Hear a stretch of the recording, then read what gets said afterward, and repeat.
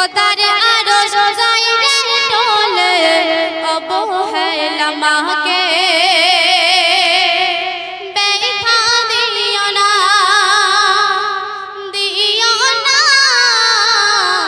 অবহেলা মাকে ব্যথা দিও না। আর কেন দয়ার রাসূল গেলেন বলে জান্নাত মায়ের কদম তলে মাঝে হলো তোমার জান্নাত নমুনা নমুনা মাঝে হলো তোমার জান্নাত নমুনা।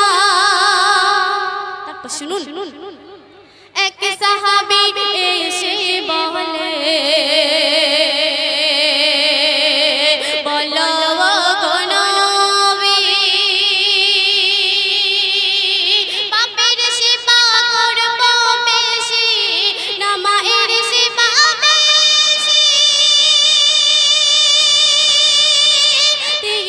তিনবার বলে নবী শোনো মোর সাহাবী বাপের থেকে তোমার মায়ের সেবা করবে বেশি। মায়ের সেবা বাপের থেকে 100 গুণ বেশি।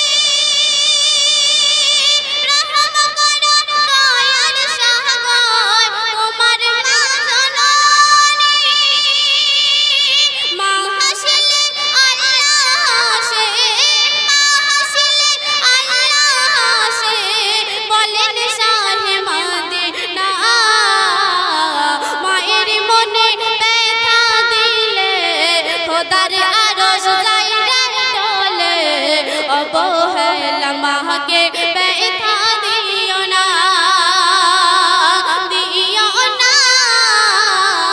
অবহেলা মাকে ব্যথা দিও না।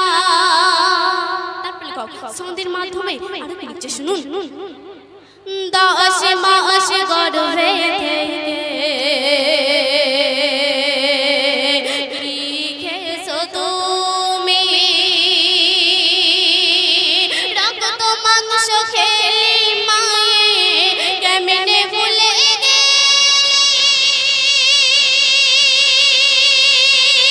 জন্মের পরে 3 বছর কে খাওয়ালো তোরে মায়ের দুধ চুষে খেলি কষ্ট দিলি তারে সমুদ্রের মতো মায়ের হৃদয় অপমান করে দেখা পরীক্ষায় পাস করিবে জীবন দিতে রাখো মায়ের ভুলে এই দুনিয়ায় মায়ের ভুলে এই দুনিয়ায়।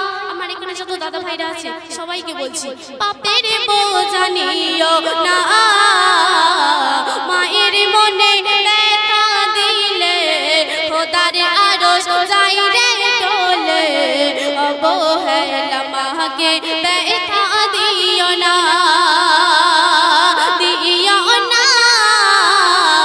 অবহেলা মাকে ব্যথা দিও না। শেষ ছন্দে শুনুন মায়ের সেবায় মগ্ন থাকিতে বায়েজিদ রস্তামে তাই মাতাকে করলেন কদর আমার প্রাণের নবী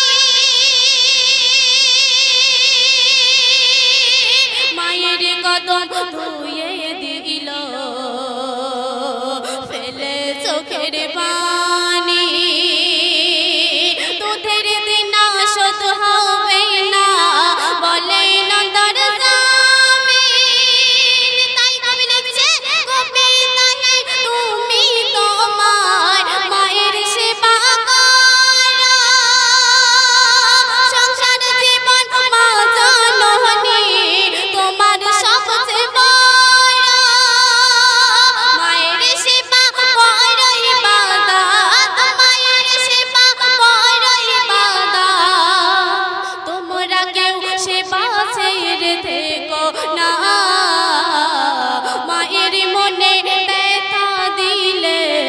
খোদার আরশ যাই রে ডোলে অবহেলা মাকে ব্যথা দিও না দিও না অবহেলা মাকে